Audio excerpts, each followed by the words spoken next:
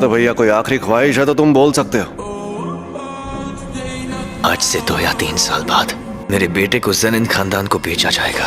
उसे बचा सकते हो तो बचा लो। तुम मेगुमी फुशिगुरो हो ना?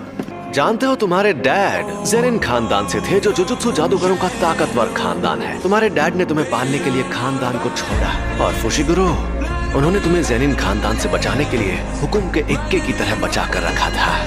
तुम्हें गुस्सा आ रहा होगा ना? हाँ, मुझे गुस्सा आ रहा था क्योंकि वो सफेद बालों वाला इस बात को मजाक में ले रहा था।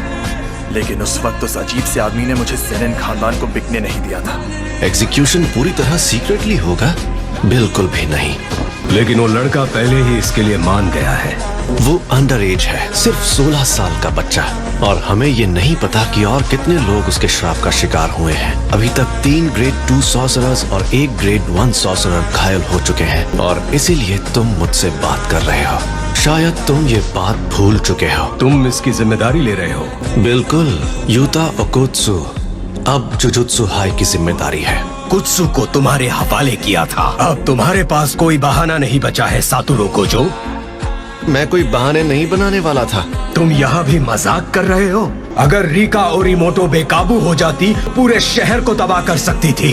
मैं अपनी जान पर खेलकर भी ऐसा होने से रोकता।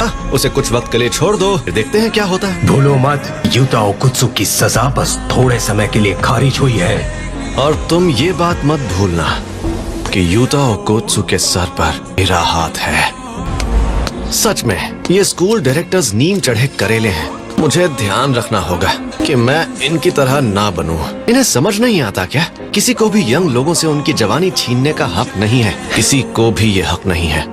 वहाँ जो शक्ति थी वो अव्वल दर्जे की थी, और उन्हें बचाने के लिए जो शायद जिंदा भी ना हो, तुमने फर्स्ट ईयर वालों को भेज दिया। को तो बिल्कुल नहीं भेजना था। मैंने हमारे सीनियर्स से बहस करके जबरदस्ती उसकी मौत की सजा टलवाई थी, और जिन सीनियर्स को इस बात से दिक्कत थी, वे ना होने और उस शक्ति के हमले का फायदा उठाया और धोखे से यूजी को खत्म करवा दिया। तुम इसे कुछ ज्यादा ही पसंद करते थे। वो इसलिए क्योंकि मैं अच्छा इंसान हूँ और अपने स्टूडेंट्स की फिक्र करता हूँ। मेरे सारे स्टूडेंट्स काबिल हैं, खासकर 3rd ईयर का हाकारी और 2nd ईयर का ओकोत्सु।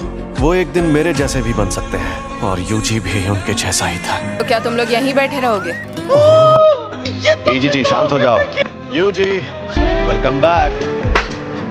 क्या आपको अभी भी यूजी से नफरत है? बात पसंद या नफरत करने की नहीं है। जुजुत्सु के कानून के मुताबिक यूजी को जिंदा नहीं रहना चाहिए। वो सिर्फ गोजो की बेवकूफी की वजह से जिंदा है।